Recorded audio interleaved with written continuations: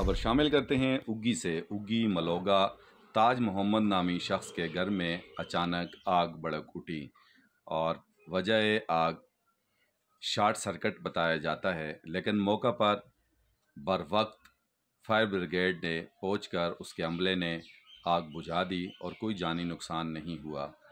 मज़ीद आग से कितना नुकसान हुआ और क्या कहानी हुई, ये सुनते हैं वहाँ के ऐनी शाहिदीन के मुताबिक। अस्सलाम वालेकुम। ये जी हमारा घर है, हमारे भाई हैं हाजी ताजवान साहब, उनका घर है और ये किराए पे दिया हुआ है सहरगुल के साहब तौहीद रोड पे इसकी दुकान है। तो यहाँ पर सुबह तकरीबन 9:45 का टाइम होगा कि अयूब नामी एक शख्स हैं, हमारे भाई हैं, उन्होंने फ़ोन किया कि जी आपके भाई के मकान को आग लगी हुई है।